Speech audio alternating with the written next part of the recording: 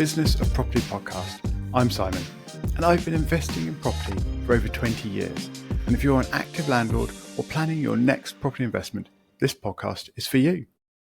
I hope you find this episode useful, and if you do, I would really appreciate it if you could tell a couple of other property people about the Business of Property podcast. In my New Year episode 266, I talked through the sort of a number of steps for setting yourself up for property management success and simplicity in 2025. And some of the parts of that process involved getting organized around your compliance expiry dates and your sort of compliance documents. And this is something that is actually a reasonably large part of running a property portfolio. So today I thought I would go through a list of the main compliance documents that you're likely to need or have, hopefully, for any rental properties. So this would be useful if you're getting a rental property set up and running, so you've got an idea of what's needed, but also if you've done these things on an ad hoc basis, but you now want to get organized. And this is the list of the documents and the dates that you need to go and find and collect in order to put into a system, into a process, into a set of alerts and reminders to make sure that you are set up for easy running of your rental property portfolio. I'm going to go into a little bit of information about each of the documents and types of information, but not a great deal today. This is mostly really a list for you. One thing to note is that this is not a tenancy compliance list. When you're setting up a new tenancy, there are extra documents and extra processes required as part of that in order to be compliant, in order to make sure you create an appropriate tenancy and in order to protect yourself within that tenancy as well. This list today really is focused on property compliance and particularly things that expire in that compliance sort of process and setup. So first of all, let's look at simple buy-to-let properties, so single-let properties. And as I said, this really is just a list. First and foremost, the one that pretty much everyone hopefully knows is a gas safety certificate. This is something that must be checked for, or must be gained for any property that has a gas supply. And most commonly in this country, this is for heating, but it can also be for cooking or gas fires or any number of other gas-based appliances that you might have in a property. If you have any kind of gas supply, any kind of gas appliance, then you need a gas safety certificate. When you get one of these, it lasts for 12 months from the date of issue, and you have to get it retested within that 12 months. Now, in theory, if you get it retested within the last month of that, prior to the expiry date, then you should be able to maintain the expiry date of the previous certificate. So on the renewal, you end up getting 12 months and a little bit potentially. However, quite a lot of gas safe engineers are reluctant to actually do that, whether that's because they aren't sure on how the process is supposed to work, or whether it's because they actually want to just keep shifting the renewal date slightly earlier. I don't know, but some of them are. However, in theory, you can do that. But basically, this is an annual check on any property that has a gas supply. Next up is the electrical safety check. These are a bit newer, but these are called EICR certificates or checks, and they need to be carried out by a qualified electrician, and these need to be done every 5 years, typically. Sometimes you'll get a certificate that's issued with a shorter expiry date on it. So you do need to have a check to make sure that your certificate expires as you're expecting. It is also possible that if you had a fresh electrical installation, there'll be a different kind of safety certificate issued with that. It's not an EICR, and that again typically is valid for 5 years, but you should check the expiry date on it. And again, you'll need to get the new test done before the previous certificate expires in order to make sure that you maintain coverage.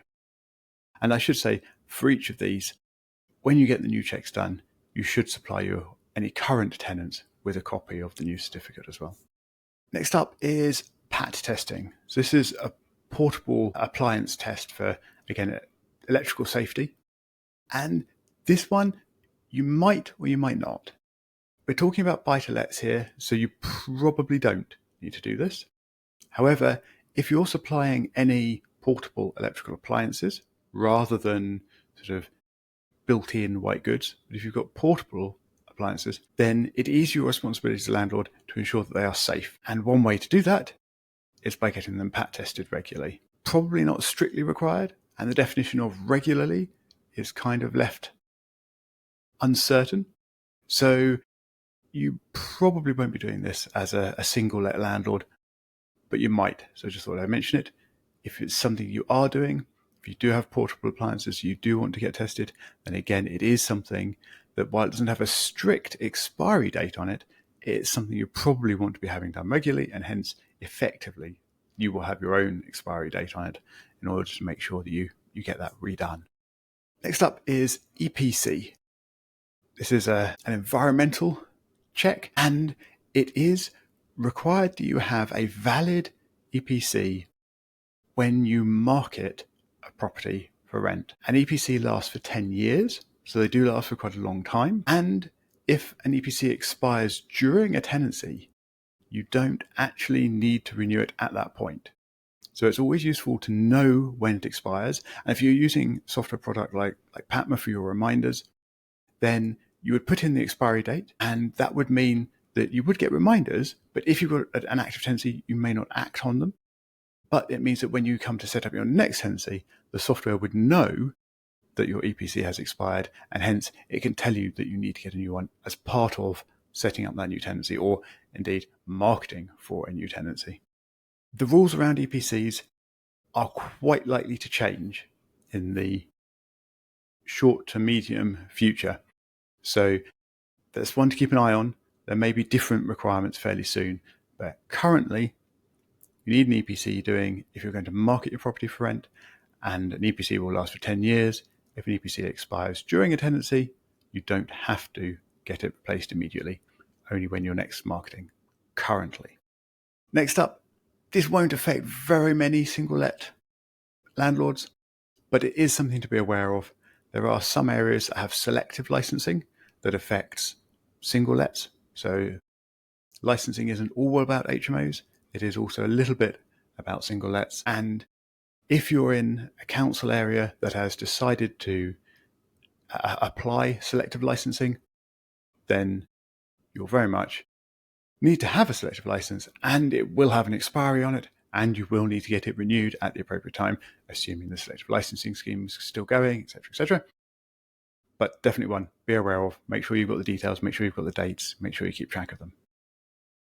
And then one more, which is not strictly speaking compliance, probably, but I think you'd be hard pressed to think it was a bad idea to not have this and not make sure you keep it active. And that, of course, is insurance.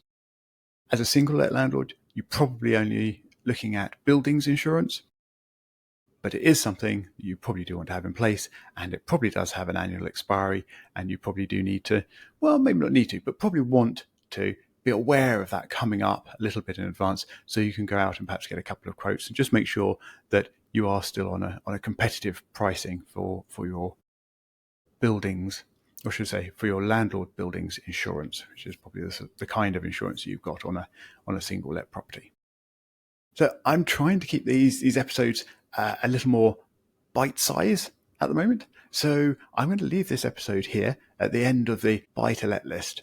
And next week, I'm going to sort of do a second half of this episode where I'm going to run through the same list, but for HMOs. And of course, there's basically the same things, but then there's quite a lot of extra things for HMOs and some differences as well. So I hope this list has been useful for you.